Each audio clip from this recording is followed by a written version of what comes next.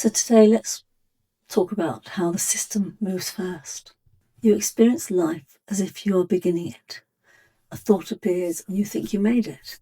A decision forms and you think you chose it. An emotion rises and you think you felt it into existence. But what if awareness isn't first? What if the moment you call choice is actually the moment you notice something has already begun? Neuroscientists have been quietly dismantling the illusion of this for decades. The brain integrates sensory input before presenting it to consciousness. What feels like now is assembled, edited, stabilised. You don't experience raw time. You experience a constructed present created from fragments of past stories, emotional responses at that time, outcomes and anticipation, and, to a smaller extent, current circumstances. I guess what could be even more destabilising is the understanding that neural preparation for action appears before you report deciding. The readiness potential shows movement forming before intention is consciously felt. Later research demonstrated that decisions can be predicted from brain activity seconds before subjects experience choosing. The system moves first. Consciousness joins later. And because it joins seamlessly, you infer authorship. Long before fMRI machines, Spinoza wrote about this in the Ethics. There, he claims that the order of ideas is the same as the order of things.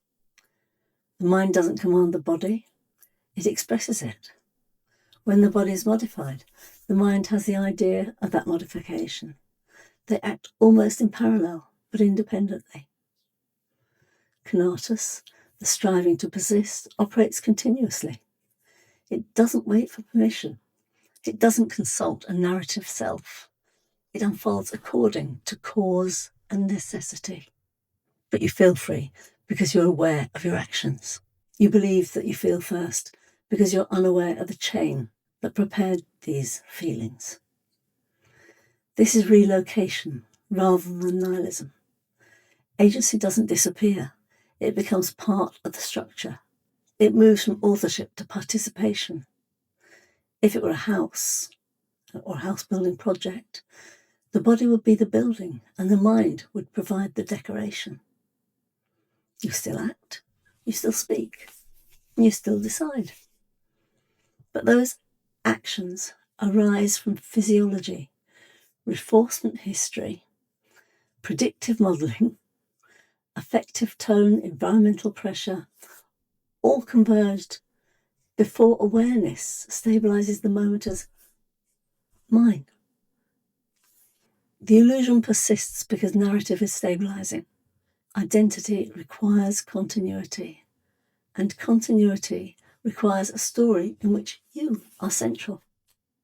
But the mechanism doesn't require a story. The consequences of this ordering become sharper when you consider repetition. If awareness is not first, then repetition is not merely a bad habit. It is a structural persistence. The brain stabilises what reduces uncertainty. Predictive models entrench. Affective patterns consolidate. And identity forms around recurrence.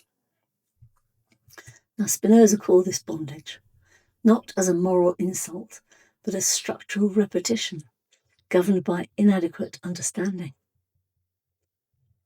When you grasp the effect but not the cause, the pattern stabilises.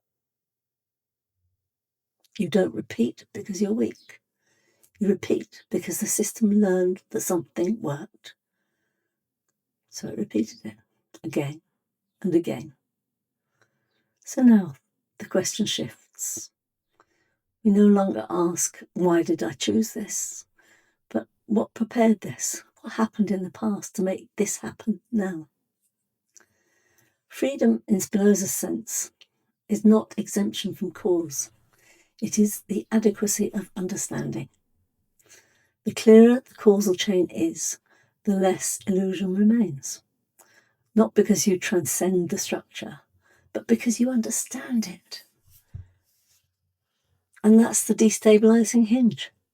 If the system moves first, then change cannot begin at declaration.